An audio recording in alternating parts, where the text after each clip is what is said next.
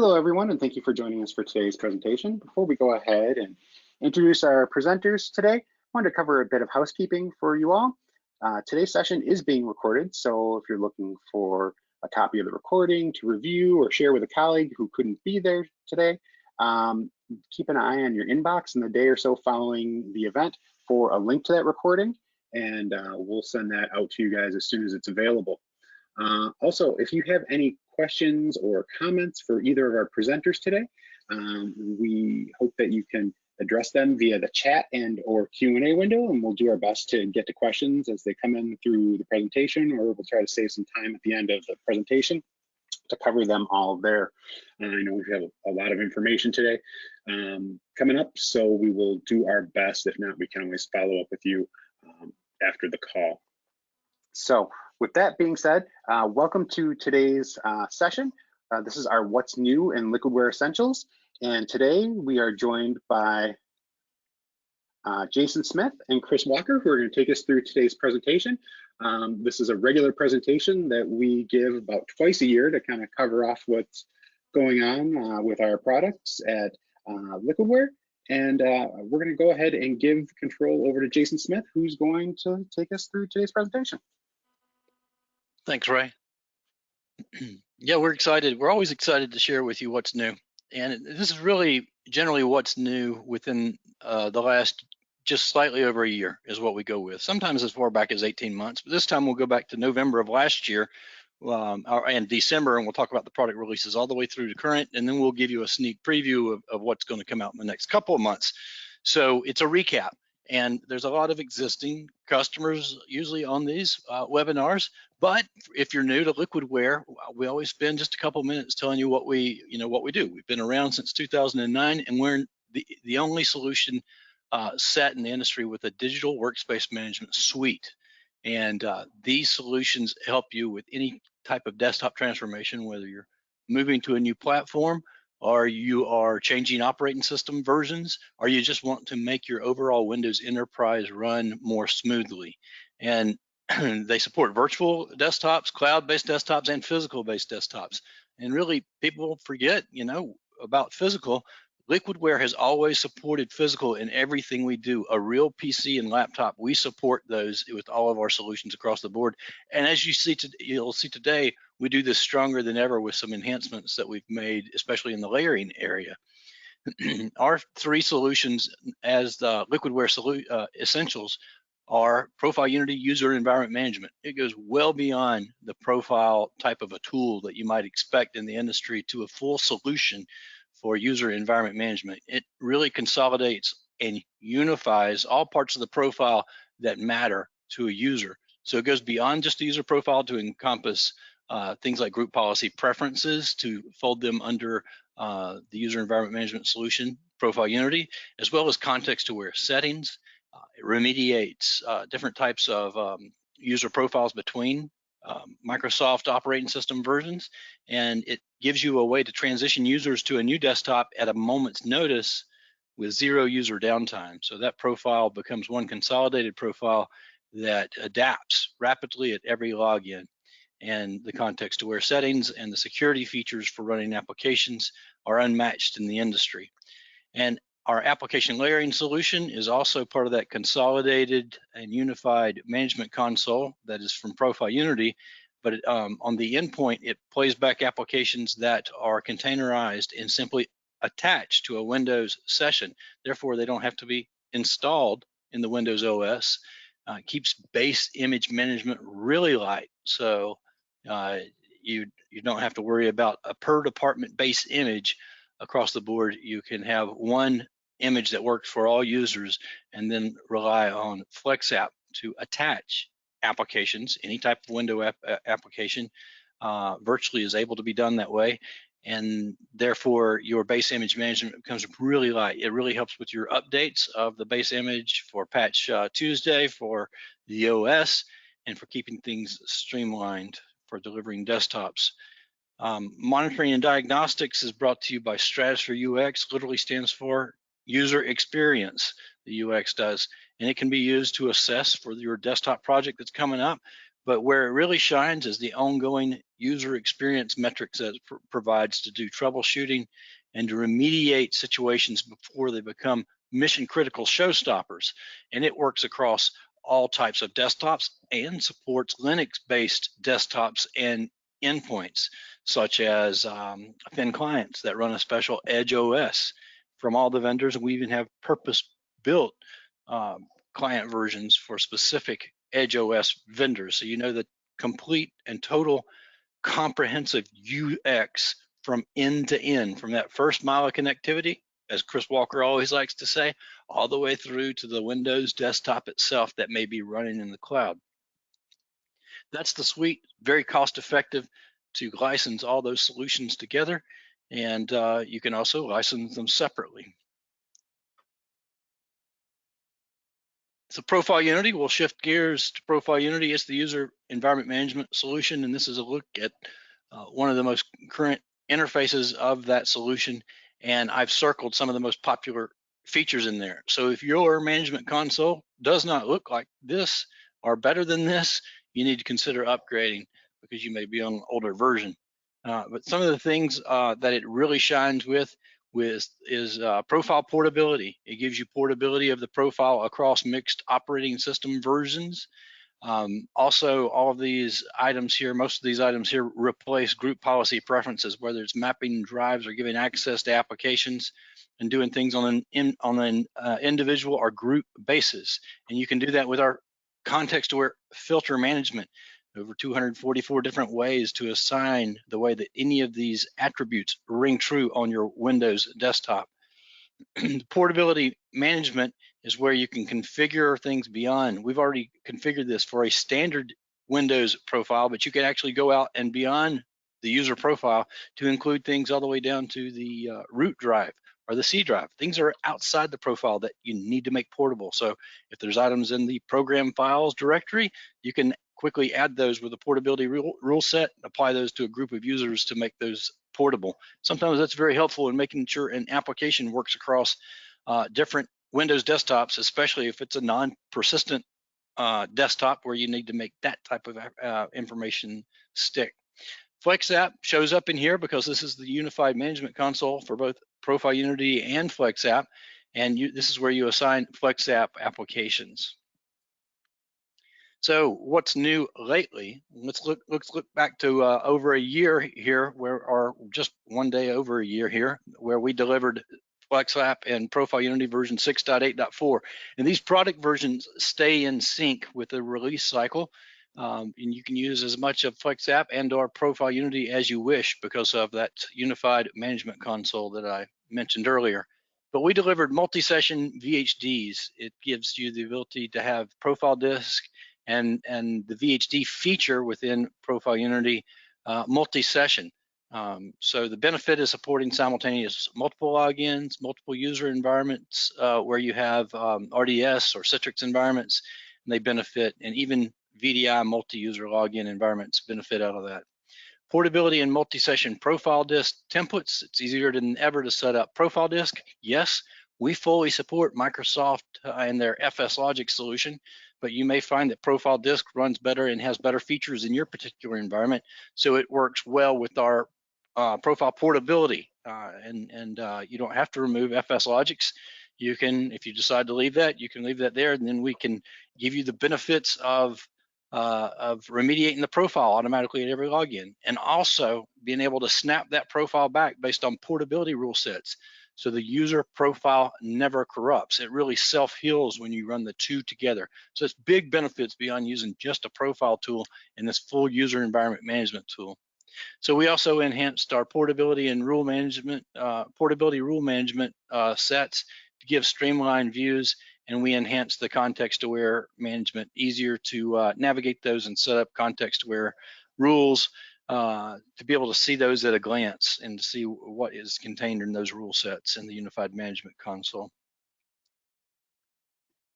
We delivered FlexApp package automation a little later this year, and this has been available since August of this year. It's really ideal to use this feature set if you're a FlexApp customer when you have dozens or hundreds of applications, and now we have many enterprises that actually do have that.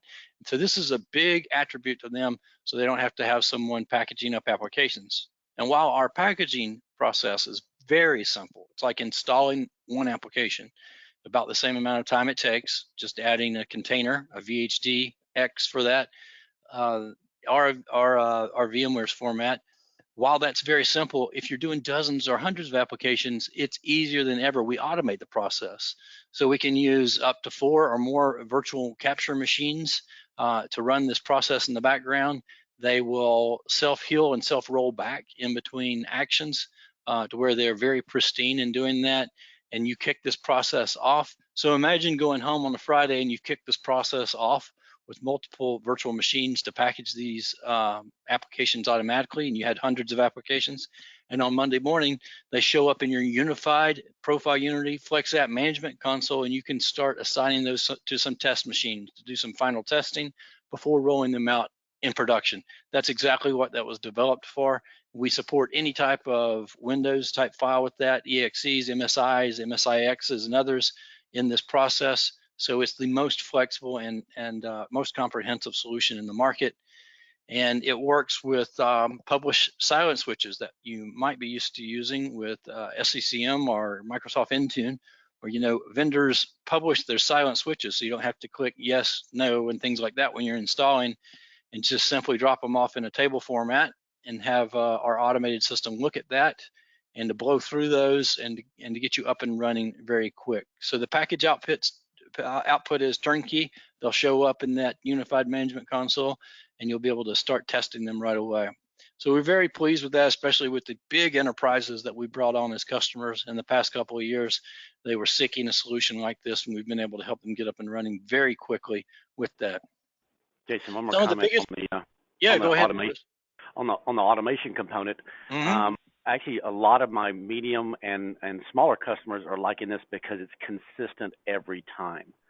So think about, I package an application once a month or once every 3 months, and I have to remember, what did I do? Well, using this process, literally, we have some PowerShell scripts and things that some of our SEs have written. Literally, you can drop a new executable into a folder, and using some of the scripts that we built, it would automatically pick up that executable, package it for you, and then send you an email.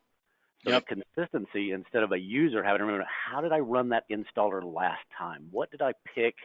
What's the naming convention, things like that. So sheer consistency out of this automation technology is extremely valuable. No, that's a great point.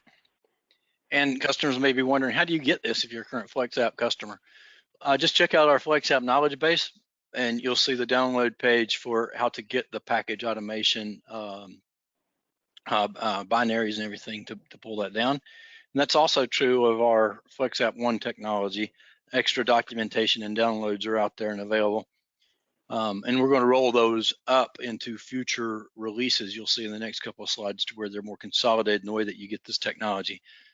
But one of the biggest buzz of this past year has been FlexApp One. So just a few months ago, we made available FlexApp One, and it is available only to FlexApp customers. So it's not a one-off solution or a different solution, or you have to purchase a separate. No, it's included if you're a FlexApp customer. It gives you more ways to deliver FlexApps, all the way down to a single container that you can distribute by any means necessary. That could be on a thumb drive. You could even, if the package is small enough, even email it out to people, or make it available on a download website that you post these applications. But it gives you that application that you've packaged up, virtually any type of Windows application, available as a single executable, and nothing is needed on the endpoint. No requirements on that endpoint. Even the service that kicks off FlexApp is contained within that one FlexApp One container. So we're very excited to have made that available, especially when in this world of work from anywhere, where you may need to get an application out very, very quickly. And we've also had some of our customers that want to distribute FlexApp packages by Microsoft Intune. And you can do that with that one package and not have the prerequisite of having the bigger agent for ProfileUnity and FlexApp on the desktops. So you can push out those packages that way. Those two benefits are the biggest benefit to a FlexApp One package. So it's single and containerized distribution by any means necessary for work from home and others, and also being able to distribute it through your software distribution choice. And if that's Intune as a leading one, that's great. If it's tools from a vendor that specializes in software distribution, you can do it that way as well.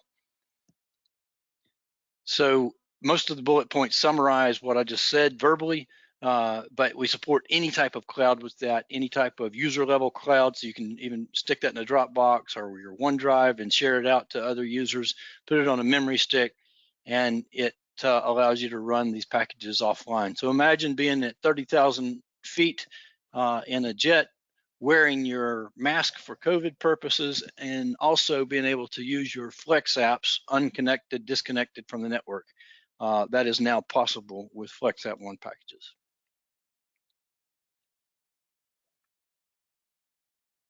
This is the way it supports things like Microsoft Endpoint Manager or Intune. You just simply point to the FlexApp One package, choose your groups that you want to distribute this to, so it works with your normal workflow of distribution.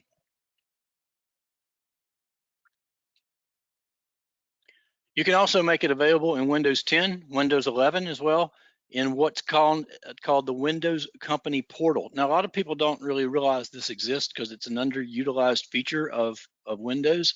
But if you publish or push up these applications to where they appear in the company portal, your users basically have self-service applications. So that's a big winning benefit to FlexApp One. They can look under their company portal and they can select applications that maybe they don't need occasionally, but only occasionally, and they can just simply launch them from there with a double click. Once you double click it, it's going to put the service on that machine and it's going to kick off that application. So that's a great thing. The user interface from the user side is just as simple as what I described. We do have down in the system tray, as you see here, where your FlexApp One applications show up. You can actually stop and start them if need be there, but otherwise they run as normal applications. So looking forward, we have ProfileUnity FlexApp version 6.8.4 R2 in the works. That's because we've had an 6.8.5 in the works as well, but there's some features and benefits and hot fixes that we wanted to roll up quicker than 6.8.5 was generally available or to be made available. And so I'll describe what R2 has in it. It's consolidated hot fixes for ProfileUnity and FlexApp across the board. It also supports Windows 11 and Server 2022, which were supported by the solution. But if you wanted to see context-aware filters and checkboxes in there to apply only to certain OS versions, those will be in this version in 2020, in January of 2022 is the plan. And there's new path overrides feature that allows for easy finding and replacing of paths in your folder redirection, et cetera, throughout the management console. So it doesn't change the actual configuration, it only replaces paths. So you can easily change the paths if you change things upstream on your servers, and it makes it easier to modify going forward. It adds filtering support for workspaces and protocol sessions. So similar to Windows 11 and 22 checkboxes, you'll see workspaces and AppStream checkboxes in the UI now. And the filter engine overall is much faster than it has been in previous versions. And we always have bug fixes in there. So you have minor annoyances in the solution that go away as we realize and patch those and bring those to market. But also available, planned for Q1 is 6.8.5. And while we had hoped to make that available here towards the end of this year, there's been features that took a little longer to push out and develop. We've pushed that out a little bit to 2022 in Q1 that we plan to make that available. So in ProfileUnity, I'll break this out by the two major things in the Unified Management Console. Universal folder redirection will be available. So now not just the user space folders and registry areas, but universal folder redirection, being able to redirect any type of folder and registry area. Cloaking will be a checkbox in the app restrictions module. So we've had app restrictions as a feature set in ProfileUnity for a long time, but now you'll be able to actually hide the application, not just restrict it from running, but for it to be totally hidden from the user. And that's helpful if you have something in the base image that you don't want everybody to use that application, for example, and you don't even want them to see anything regarding that application there. It'll be totally cloaked out of that. And again, that works for any type of Windows workspace. In FlexApp, we'll have convert app Vs into Flex apps. This is timely because app V is entered its end of life phase, and then the ability to convert MSIXs into Flex apps. Now you may be thinking, Microsoft's been working on MSIX and app attached format. Well, if you want to consolidate and have the most compatibility rating in the industry, you'll stick with FlexApp to even deliver your MSIXs, because our compatibility rating for any type of app is so much higher than anything else in the market. The 90% plus range, while MSIX is a new format from Microsoft, and it really only gets up for full compatibility in the 30-something% range at this point. So we're including the MSIX formats, but we go so far beyond that. FlexApp One integration will be in the packaging console. I've got a screenshot of where that'll show up in a second, as well as the app V and MSIX conversions. FlexApp Packager API will be available. Pre-caching the block maps, so predictive block caching, not just an app, but to be able to do that, to pre-cache applications, it'll have a big performance boost for launch speed. Triggers to be able to support compliance use cases is just an example. So you don't want someone running a FlexApp when they are out of the office or not on a certain IP address range or other rule set or context aware. We can restrict some things to where they don't even show up on the desktop or be able to run. Being able to roll back the packager, it will be an attribute there. It says we're leveraging volume shadow copy service, but in this first release, we'll actually be leveraging system restore, and that's based on the most frequent variable that we have for speed, and that'll be the last time you installed something, so it'll roll back and have a great rollback automatically there. Auto optimizations, optimizing the packages for OS packaging, and that'll also the packaging console for OS packaging, and that'll also be in our automation and has shown up there as the release of the automation is already available to the market, but putting it in the packaging console for this next roll up will be there. Version control, so a new field will be existing, so you can no longer have to rename FlexApp packages based on the different version of the package that you have there, but we'll have a version control field rather than having to have a unique name. We'll have an identifier in there. FlexApp alerts posted to the event viewer, so you can do troubleshooting easier. Merging layers, it will be easier than ever before. So you can, if you decide to merge layers to have fewer VHDXs or the VMware format as well, we'll be able to do that in the next version. And post login support is also on the build list for this next version too, so you can have more ways to assign applications even after login. So if it's an application that's not important for user productivity, you can bring that in silently in the background. So chock full of features for 6.8.5 now is planned for Q1. This is a screenshot of the packaging console where some of these new features will show up. Being able to convert app Vs, convert MSIXs, and also have this one click after you package up an application to FlexApp One will fall in here as an additional fourth button under Create. So that's where that'll show up in the packaging console. And that's the major functionality and features of what's new for ProfileUnity and FlexApp going back to December of last year, just a year and a day from today, and as a recap. So if you're a current customer, you see it why it's smart to stay on maintenance, because we are innovating more than any other competitor or platform out there. And you'll see similar functionality as Chris Walker presents Stratusphere and what's new lately from Stratusphere. Chris. Hey, Chris, before we jump into Stratusphere, we do have one question here on the FlexApp package automation, so I thought it might make sense to cover that off real quick. So the question is, does FlexApp package automation only next finish installations, or does it also do custom installs? You can do custom. You can feed the installers, and a lot of complex application will have INI files, which most time your SCCM guys have already figured out. So don't try and recreate the world or use something like Chocolatey, where they already have those INI built out. So it can populate licensing information, I mean, all kind of stuff. But you build it, I forget the name of the file. It's not an INI file, but it's like an XML file that you can pass to that installer, and then it answers all those questions. So if it's a complex application, look into those INI files, I forget the name of it, that you can basically feed the installer, and it answers those questions for you. But we have no way of pushing buttons in the system. It has to be silent switches or that INI file. Great, thanks.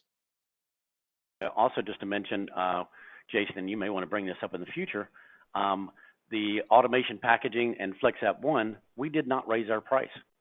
So as Jason talked about, always innovating, there's two major technologies that other products don't have that our existing customers just now have access to. So, Good point. Thanks. Merry Christmas. Yep. All right. So it's been a busy past 2 years, starting back in January of 2020 with COVID getting announced and everybody getting locked down. I did my last CUCG actually in February of 2020 over in Alabama, and we have made a lot of changes to Stratusphere to keep up with it. Work from home, first mile, Wi-Fi statistics, things like that, latency information. So going back to November and 6.5, we were getting ready. Even in November, this Wi-Fi technology coming out to that first mile information, CPU temperature, the battery type technology, what is the security status? We had all this before people went home. So even in early 2020, we were using this data to help people, because I just sent 10,000 people home. I bought them brand new laptops and told them to go home, emptied out the building. But now I've lost complete control and understanding of what those devices are doing. So the visionary of some of our developers and our leadership at Liquidware, not that they knew COVID was coming, but they knew, hey, we need this data. We need to know what's going on at the end user's house or that first mile. So is there antivirus engaged? Is the firewall up and running? Is the drive encrypted? Things like that. So we've had this technology now for 2 years to allow us to do this technology back in November of 2020. In 6.5.1, we added in more security updates, DMZ, so we actually put Stratusphere into the DMZ more reliably. Because prior to 2020, I'd put Stratusphere in the DMZ maybe one time. I've been here 10 years.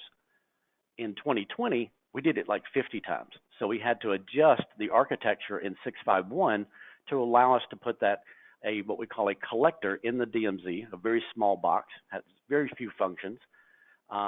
Added new Lenovo and ServiceNow technology so that I can actually report my data directly from Stratusphere into those tickets. So we've had a lot of innovation and automation going on in the product to make us get to that next level. The metrics that we have inside the system are you've seen these. If you know Stratusphere, we have a lot of data. Working to organize that better so that you can better monitor that user experience. So CPU temperature, don't really care about that, do I? Well, yes, you do. You've got users at home with a laptop. Guess what they're doing? They're sitting in their lazy chair and they have their laptop sitting on top of a pillow. That CPU, and they're calling you saying, hey, this thing is slow. It's really slow. Give me a new machine.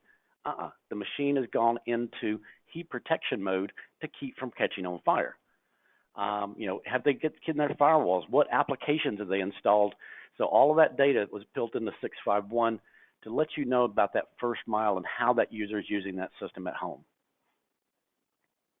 All users, all machines, all the time. We upgraded our API and API builder with a new look and feel, more capabilities inside the system, better refresh rates. This is something we're always working on because every one of my customers wants to pull data out of Stratusphere and put it into another system. Whether it's Tableau, one of my customers, he bought it for his Citrix environment, and then he rolled it out to his physical workstations. The security guys came to him and said, hey, we're using Tableau to pull data from SCCM and another product. Then we're putting it into Tableau, and all we really want to know is the firewall updated, is the drive encrypted, what's our security posture? And they were getting very bad results, and the data was not consistent. The security team found out about Stratusphere and said, hey, we can get it from one data point. We don't have to massage the data, and it's updated every hour. So now they're reporting to their security team on an hourly basis the security posture of the entire company. And then if somebody does have a problem, they can immediately flag that device and basically shut it down. So just another usage for our system. Process resource usage, optimizer. I've used this a lot over the course of 2020 because we've all using Teams at our house, or Avaya, or Zoom calls, or things like that. And my machine may be overloaded. So therefore, I get a poor call quality. I get that robot sound, the echoes, things like that. Guess what? Process optimizers actually help me fix this for a lot of my customers. I tell it to ignore Microsoft Teams, but if the machine is under contention, I lower other things on there. So Teams may be thinking, hey, I'm seeing a lot of latency on the line. Guess what? It's not actually the network. The CPU doesn't have time to process the packets, and that turns into latency, thereby killing my audio quality. By engaging Process Optimizer, I've been able to mitigate that issue. Now, instead of buying them a faster machine, I was able to mitigate that issue because they have a lot of stuff running, and Process Optimizer would make sure that Teams had the power it needs to process the packets. This also works very good in the realm of extending the life. And some customers have said, hey, I've been able to extend the life of my machines an extra 6 to 18 months. This technology has been around since 2017, very rock solid. Working from home metrics, external IP address. So I know that you're coming from Comcast business in Boise, Idaho. Latency test by IP name address, Wi-Fi access points, and everybody knows SSID. So that's the broadcast name that my router's broadcasting.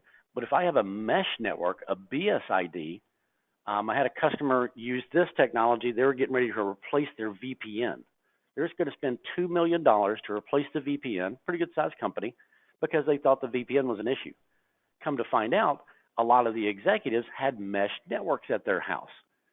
Guess what happened? They were moving between multiple routers in the house. I was able to track it with the BSID and then watching the event log how the VPN was actually reestablishing itself because it went from 2.4 to 5 gigahertz. It switched to another router with a MAC address. The VPN doesn't like that. So using this technology, I basically saved them $2 million. So a lot of good technology. By the way, the VPN manufacturer was not happy with me at all. I got a nasty gram. Let's see here. Battery life. So what is the battery life on my machine? Start monitoring it. It won't power up or it won't stay up for a long time.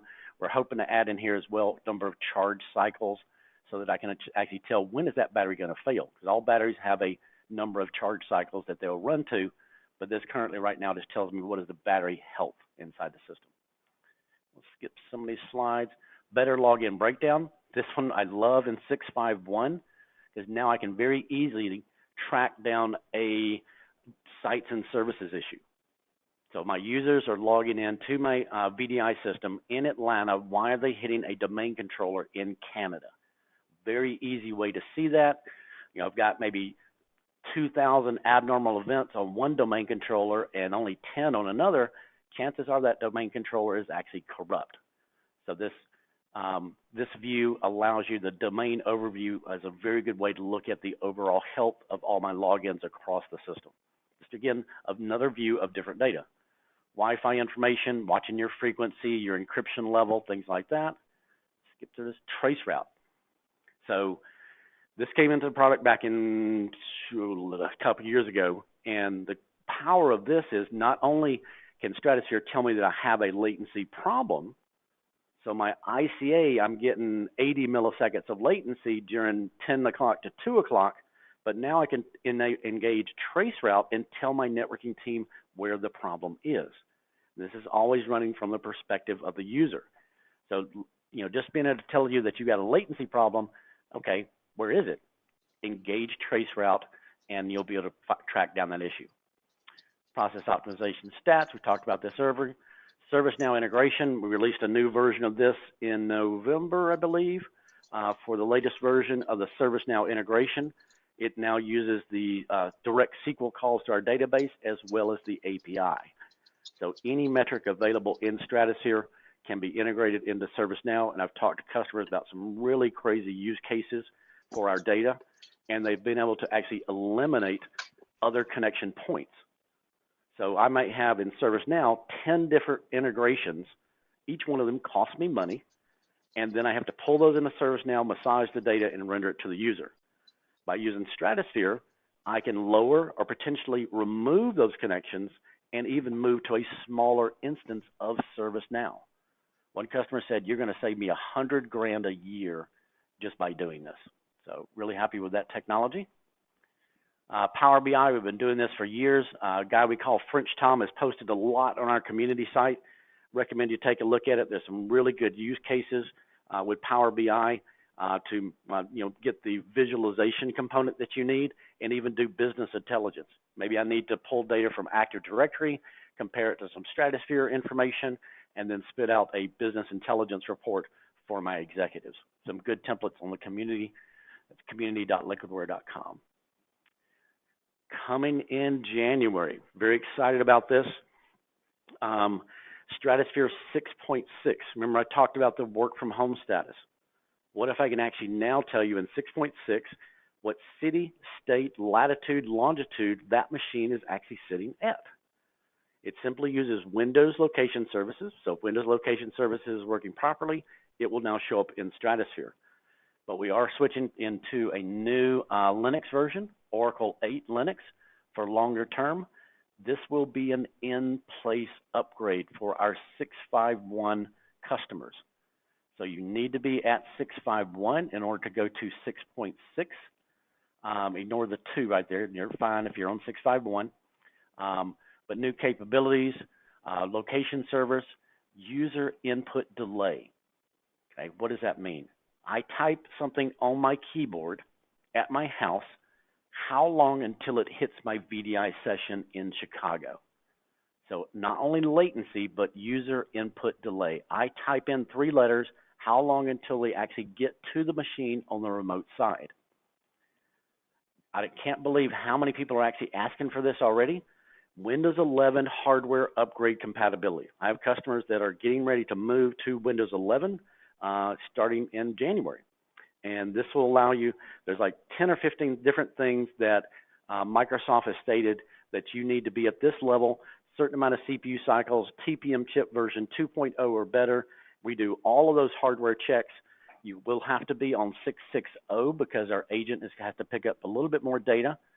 But this is a really good report to see which machines are have a better ability to upgrade either in place. We actually detect, can you do it in place, or whether the machine compatible with Windows 11. So it actually grades it in 2 different ways.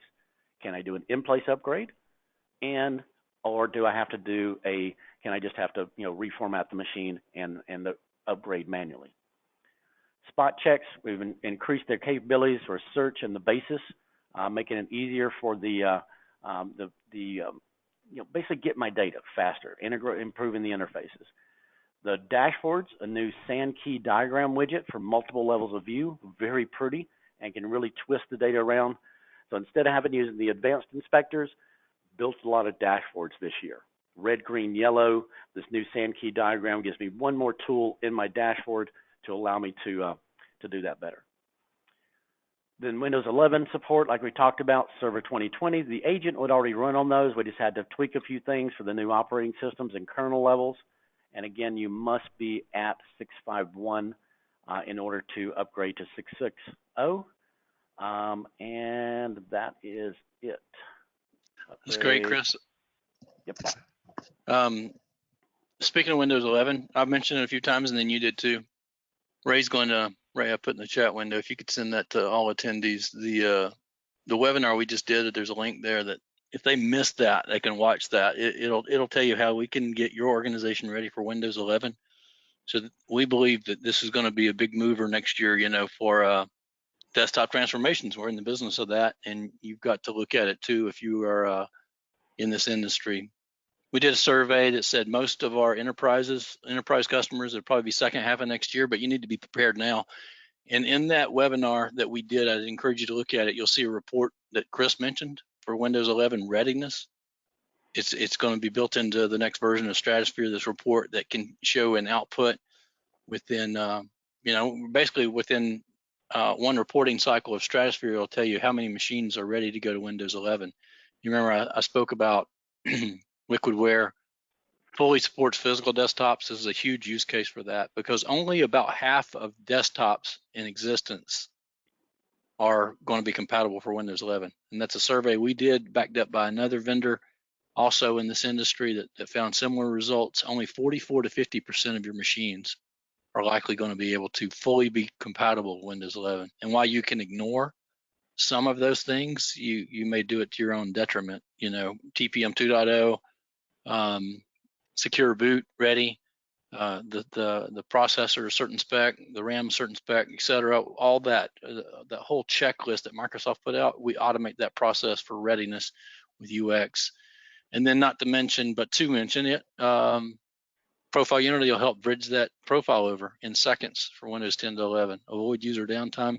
All these things are why you chose to be a Liquidware customer, and how we'll help get you through this next revision, because profiles are broken. That webinar features all of that, so take a look at that if you didn't get to attend our Windows 11 webinar. We have expanded also in the last couple of years and have continued to grow our support. And so this slide for customer support that's up now features all those updated and increased options. There's a new support portal option out there. We've continued to build our knowledge base out there. We've got a Liquidware community that Chris helps head up, or has headed up really, and was a proponent of that. So know that that's out there. In addition to our normal support, you can network with our other community members. Chris, you want to mention the UX user group coming up soon? If they haven't heard of that? No, not really. They'll get an email about it soon. Yep. Okay. Yep. To be announced. Yeah. Yep. The UX user group, going to have the first meeting of that coming up soon. So keep in mind the expanded support options. Now we support many more regions than ever before. And then there's increased resources out there that you see on this screen here with the links to the community. You can find these easy in Google too. I know these aren't clickable links, but they're easy enough to find. And if you're not yet a customer, or you want to share the greatness of Liquidware with your friends, free licenses are always available, and you can test any and all of our solutions. You can pull them down, and you don't have to wait on a call from somebody in sales to validate. Nope, we'd rather just leave that open and let you test, and you can be up and running in as little as an hour with any of our solutions, maybe an hour and a half if you've got to put some prerequisites in order. But keep in mind that those are out there as well. Yeah, Jason, we'd be glad to community site. Yeah. I'd recommend yep. You should log in and look around the community site, because some of our customers have posted some really great use cases. One guy did one about dynamic memory adding. He actually gives you all the ProfileUnity scripts, the PowerShell stuff. So a user logs in, they got a 4 gig machine. They're in the group that says 6 gig. He gives you all the scripts to dynamically change the memory on that machine. I mean, that was just an awesome post from one of our users. Yep, it's just a great resource out there, the community site. We'd be glad to entertain any other questions. We appreciate your business in 2021. We look forward to a great 2022. And as we look and ask Ray if has he seen any other questions come in? Yeah, I've got one here about printer mapping, and asking about any future enhancements to the printing mapping module, maybe something to help speed that process. There are actually 684R2 as well as 685, because it was our previous coding technology versus the new coding technology, all in .NET. Even the hot fixes in 684 did make that module faster. I don't know if there's any new. I don't think we're ever going to manage the driver itself, if that's what you're asking. It's really a connection. But I have had some partners that have done IP-based printing through ProfileUnity.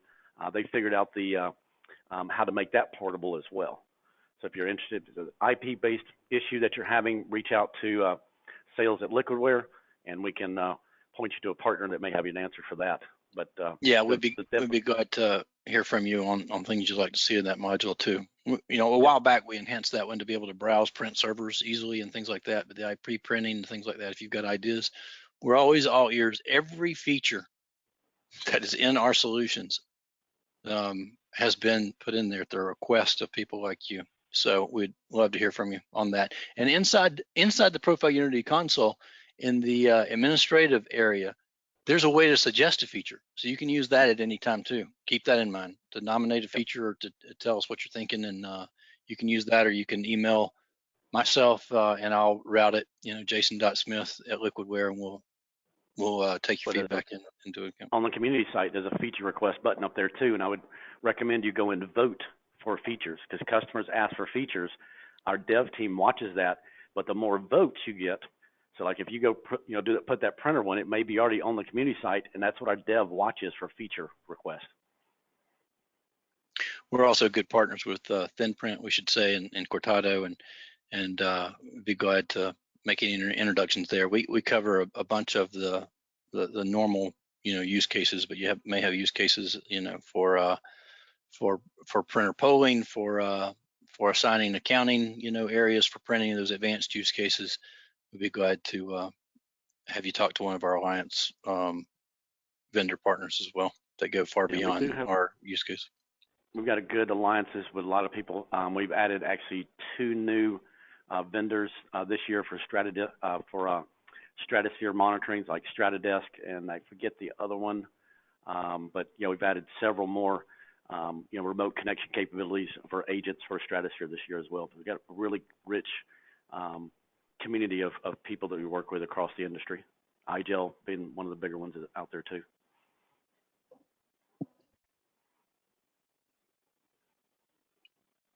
Okay, Ray, any others? I'm not seeing any other questions here. We can give it just another moment or two here and see if anything else pops in. In the meantime, just a reminder, I'll be sending out an email with a link to the recording from today's session.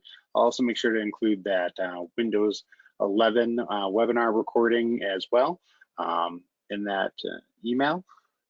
If you have any other questions, or if we end the session and you think, oh, I forgot to ask that question, you can always reach out to us at sales@liquidware.com.